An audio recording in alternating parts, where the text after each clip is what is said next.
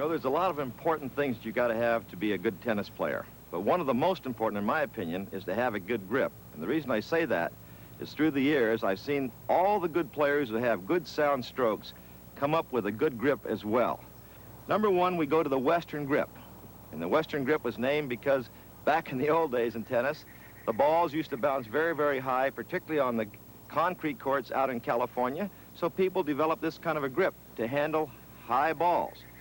And the hand was directly under the handle of the racket. And it is good for high balls. But if you move to a situation where you have to hit low balls as well, really this grip doesn't work. You also have a problem with the backhand. Moving around to what we think is the more conventional way to hold the racket. A lot of good players do it, not necessarily all of them. But we call it the shake hands grip, or hitting the ball with the palm of your hand. This is the Eastern grip. You simply slide your hand down to where it's comfortable on the handle, and the key thing to remember is the top of the handle has two bevels. The bevel on the right side forms the V between the index and the thumb finger. This is a very fine grip, and it's very, very good for low balls or high balls. You can do anything with that particular grip. Moving over on top a little further, we come to the Continental grip. The Continental grip was developed by the English because their game was predominantly played on grass, and they found that hitting low balls, because on grass they're skiddy and low, that a little bit of a flick of the wrist using this kind of a grip was very, very successful for them. The one good thing about the Continental grip is it's identified by the V switching from the Eastern side on the top right half of the handle to the left bevel. The V is formed by the thumb and the forefinger over here.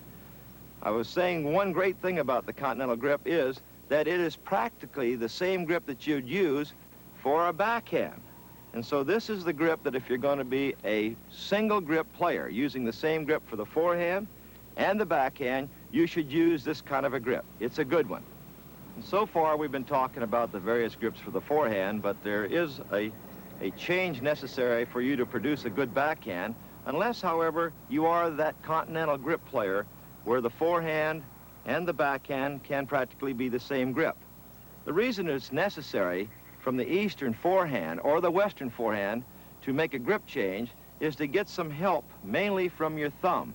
I'm going to demonstrate something that'll show you what I mean.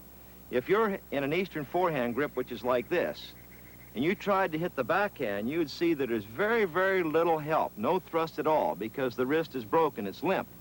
And I'd like to suggest something that if you turn this over, you turn it into a judo cut. So simply turn that knuckle of the forefinger away from this side of the racket to this side, which forms the V. Immediately, you get some extra help from the thumb on the back side. Now, you don't have to use the thumb the way I'm demonstrating here, because it can get help this way, meaning you have it overlapped, and a lot of players do that. A lot of good players are a little further around here. They tend to sort of push the ball, but somewhere in between there, try to get some help from that thumb. It's very valuable for your backhand. Now, through the years, my playing career, I found out that the Eastern grip, where I was hitting the ball with the forehand like this and the backhand over here, it worked great for me. And I'm not saying that you should use it. I'm saying that get out there and try, improvise. Somewhere in between this Western and the Continental and the Eastern in between, there's a grip for you.